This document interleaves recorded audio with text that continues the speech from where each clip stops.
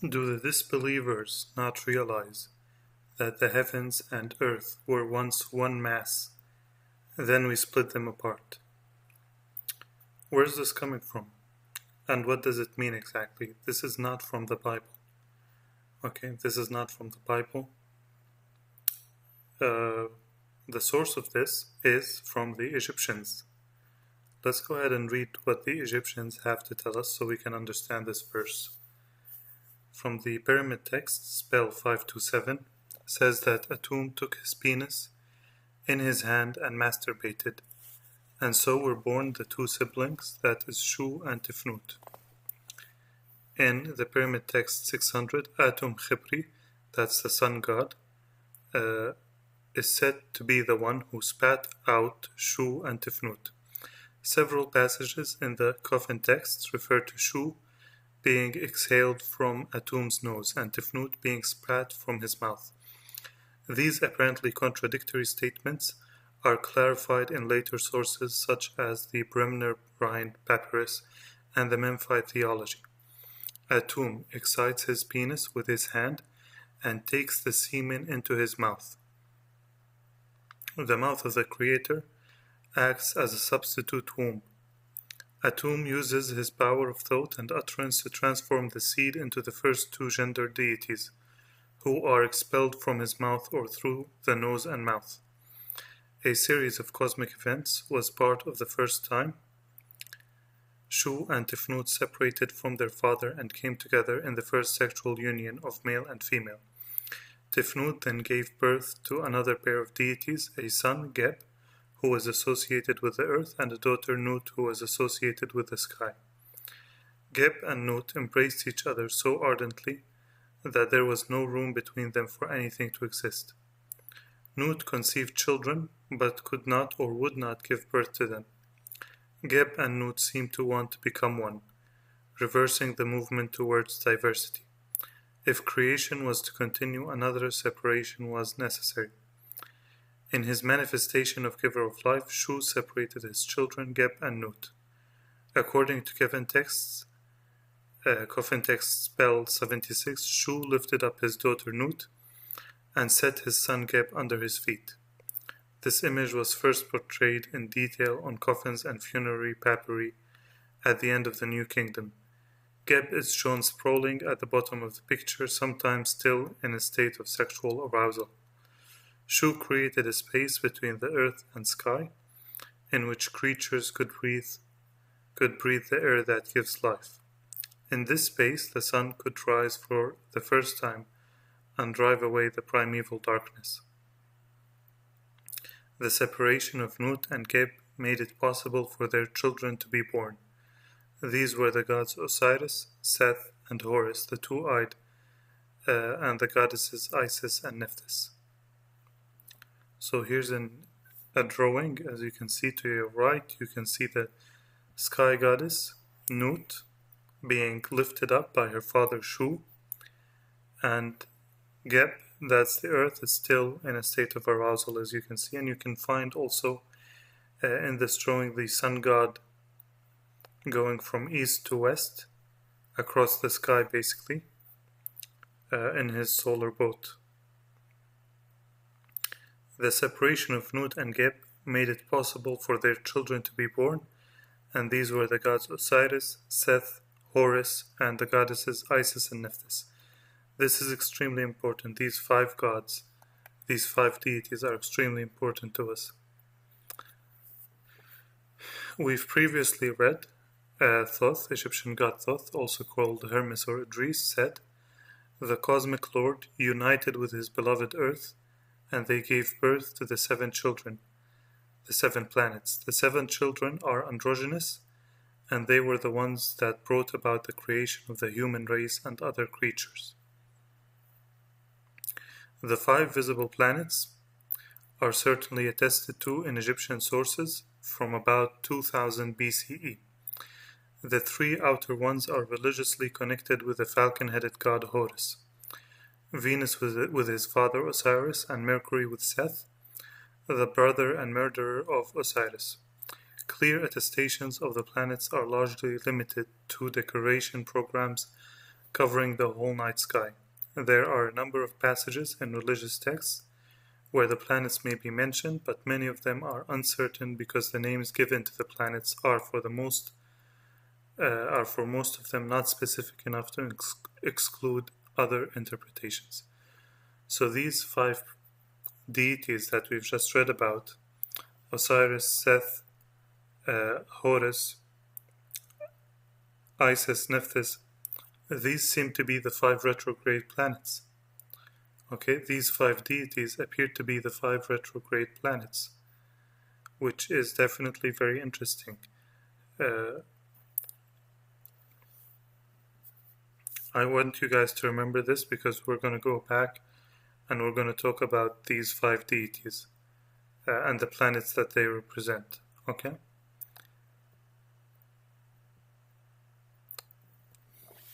So the earth cohabited, according to the Egyptians, the earth cohabited with the sky or with the cosmic lord, that's the hidden sun, and produced the 7 planets. Let's see what other Sabaic religions have to say about this. The conception of earth as a mother, common to Vedic and Greek mythology, and of heaven as a father, Dios, that's the Hindu sky god, and the Greek sky god, the Greeks also called the sky god, Dios, appears to date from a still remoter antiquity, for the idea of heaven and earth being universal parents is familiar to the mythology of China and New Zealand and may be traced in that of Egypt. Okay, so the Hindus and the Greeks, the writer here tells us Hindus and Greeks, viewed the earth as a mother and the sky, Dios, as a father. And the Greeks also called him Dios. And the word for God in Spanish is Dios. Today, in modern time, the word for God in Spanish is Dios. Dios, by far the most frequent word used. The most frequent use of the word Dios is as a designation of the concrete sky, in which sense it occurs at least 500 times in the Rig Veda. When personified as the god of heaven, Dios is generally coupled with earth in the dual compound. The universal parents, no single hymen of the Rig Veda, is addressed to Dios alone. When he is mentioned separately, the personification is limited almost entirely to the idea of paternity. The name, then, nearly always appears as the nominative or genitive case. The later case, occurring about 50 times, is more frequent than all the other cases together. The genitive is regularly connected with the name of some other deity, who is called the son or daughter of Dios. In about 3/4 of these instances, Usas is his daughter, while in the remainder, the Asvins are his offspring. Agni is his son or child, Parjanya, Surya, Adityas, the Maruts, and the Aigeras are his sons. Okay. None who is born or being born, God Vishnu hath reached the utmost limit of thy grandeur. The vast high vault of heaven have you supported, and fixed the earth's eastern pinnacles securely. Rich in sweet food, Biya, and rich in dairy cattle with fertile pastures, fain to do men service. Both these worlds Vishnu has though stayed asunder and firmly fixed the earth with pegs around it. So he firmly fixed the earth. This is similar to what we've seen with the Zoroastrians. The mountains are connected to the mountain Kaf that surrounds the world and secures it in place. The mountains on the habitable earth are connected via underground to the mountain range that encircles the earth. But what's interesting here is that it says Vishnu, the vast high vault of heaven, has you supported. Okay? So similar to the Egyptians, you have a deity that's carrying the heavens on his back. Vishnu is supporting the heavens. The Greek Zeus is the king of the gods and the supreme power in the world, his influence extending everywhere and into most spheres of life. There is little reason, however, to think that Indo-European Dios had any such importance. He was the sky or day conceived as a divine entity. He was the father of the gods. He can do what the sky does. He roars, he thunders, the rain is his seed. But he is not even the major storm god. That is Indra. The god of thunder and lightning was a distinct figure in the Indo-European pantheon, not identified with the deified sky. In Greece, this storm god's function has been taken over by Zeus. Zeus is referred to as the king of gods, just like the sun was referred to as the king of gods by the Nabateans and the Egyptians, right? Herodotus reports that the Scythians, most correctly in my opinion, call Zeus Papaius. He must have understood the name to mean father or fatherly, and he was very likely right. This looks like another reflex of Father Dios. In Anatolian, Dios as a specific deity became identified with the sun. Zeus grew in importance among the Greeks. He took over the supervision of justice from another celestial god or gods who faded out of sight. On the other hand, the deified sky, Dios was from the beginning suited to serve at least as a witness to oaths and treaties. He appears in the role at Rome under the name Dios Fidius. This god's temple on the Quirinal had an opening in the roof because oaths had to be taken under the open sky. This suggests that the sky may go back to some such expression as the lamp of Dios. The sun is the lamp of God. In Scott's Gaelic song To the Sun, recorded from old men in the Western Isles in the 19th century, expression as the luminary is addressed as the eye of the great God, where the word used here, suel, is probably the same word as mature Indo-European word for sun, and the name of God, though actually from Dios, here in effect covers the sky god. Dios, one of whose oldest epithets was great.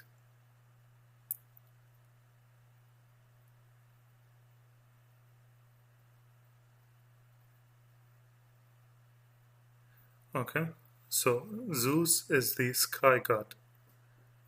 Okay, Zeus is the sky god, and he is referred to as the father. Time to look for the mother. Wouldn't you guys agree? Ge, the personification of the earth, according to the Theology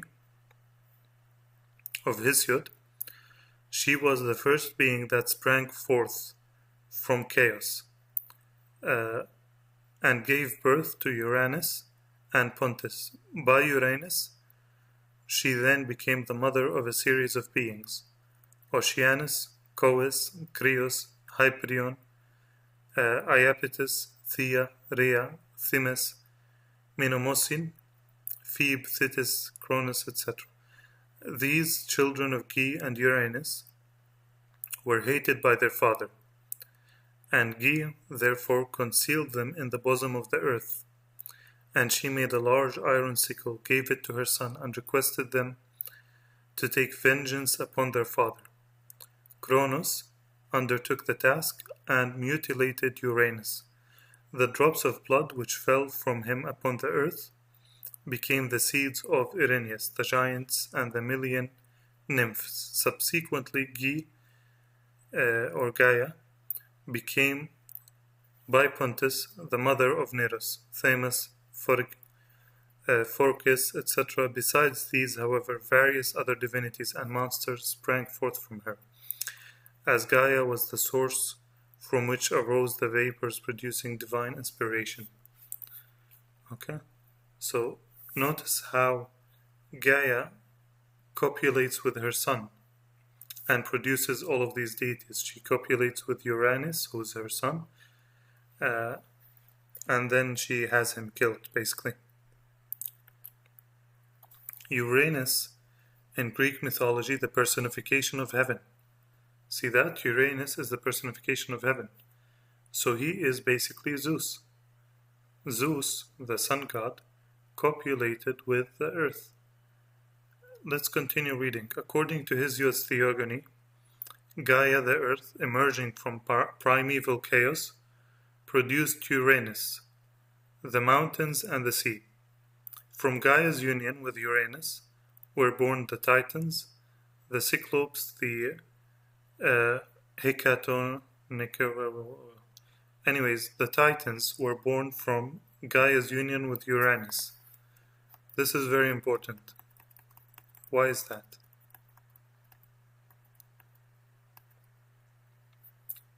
Next, the goddess created the 7 planetary powers, setting a Titaness and a Titan over each. She produced the spirits of the planets, basically. Okay? The earth, Gaia, cohabited with the sky, that's the sun god Zeus, and produced the 7 planets, the spirits of the 7 planets. But what's more interesting is, from the second creation narrative we read, the black-winged night, a goddess of whom even Zeus stands in awe, was courted by the wind, that's the sky basically, and laid a silver egg in the womb of darkness. And that Eros, whom some call Phanes, was hatched from this egg and set the universe in motion. The writer's footnote, night silver egg means the moon, silver being the lunar metal. Okay? So the sky cohabited with the moon. The sky cohabited with the moon and produced the cosmic egg from which everything came to be. Right? The sky being Zeus means the sun cohabited with the moon and produced everything. We're gonna read more about this. Okay.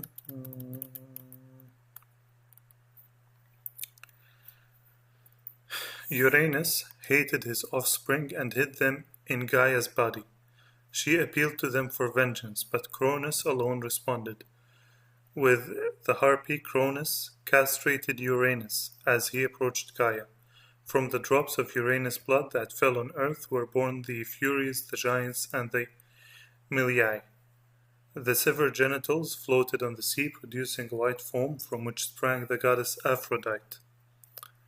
Cronus, by his action, had separated heaven and earth. So just like the Egyptians, heaven and earth were one, and they were separated by Cronus.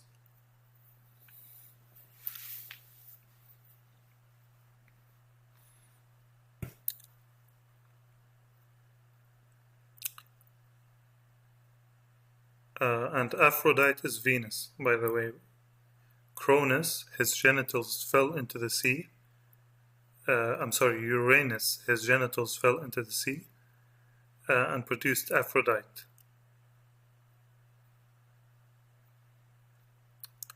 Atlas, in Greek mythology, son of the Titan Lepidus and the nymph Clymene, or Asia, and the brother of Prometheus, Atlas was said to support the weight of the heavens on his shoulders. Okay? So this is a common belief amongst the Sabians, that the God is lifting up the heavens on his shoulder. Ahura Mazda is associated with heaven, both in Zoroastrian myth and in later dialects.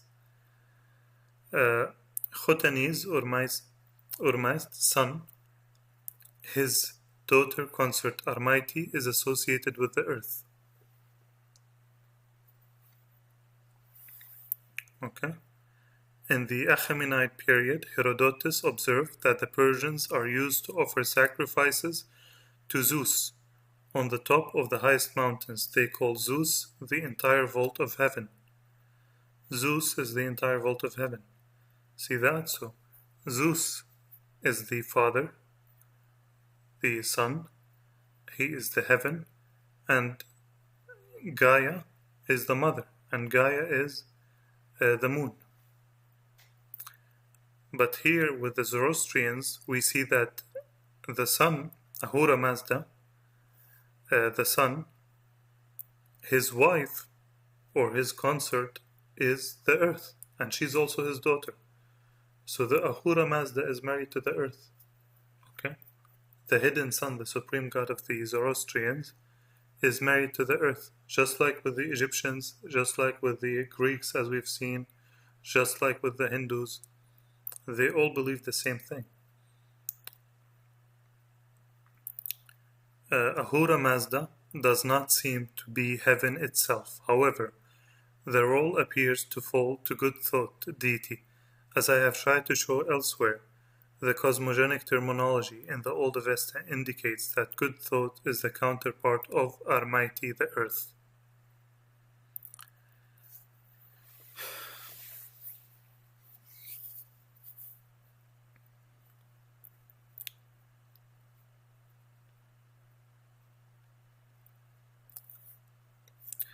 Zam is another Iranian divinity connected to the earth. For example, in Bundahishan, Zamyad is mentioned as this word, which I can't pronounce, which means spirit of the earth. It seems there is a connection between Almighty and Zamyad. In the Buddhist texts, in the Tocharian, the term Yasamasanda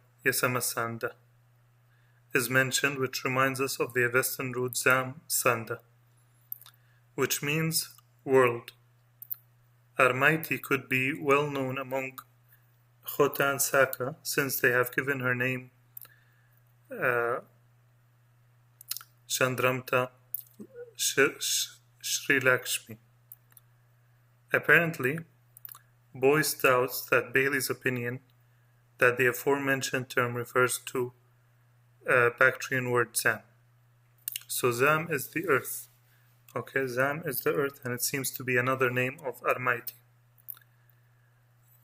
And Zam was also worshipped not only by the Zoroastrians, but also in the Slavic regions and the Baltic regions. Zemesmet, the earth mother of the Baltic region, Zemesmet represents the female aspect of nature and the source of all life, human, animal, and plant. Interacting with the sky, Zemesmet stimulates and protects the power of life. Libations of beer were offered to her at the opening of every festival, and such products of the earth as bread, ale, and herbs were buried in the ground, or thrown into the rivers and lakes, or tied to trees in her honor. The birth of a child was also celebrated with an offering to the Earth Mother. See that? So Zam was worshipped, the earth meaning was worshipped under the name of Zam from Iran, from Persia, all the way over into the Baltic countries. And one thing that I'd like to mention before I move on, this is where the name Zamzam comes from. The water of Zamzam comes from the earth goddess. Okay? The earth goddess produces the Zam, and so it's called Zamzam. And the Zoroastrians and the Mandaeans have a prayer called Zamzama. Before every meal, if a priest is going to eat a meal, before every meal they have to make a prayer to Zam. And that prayer is called Zamzama.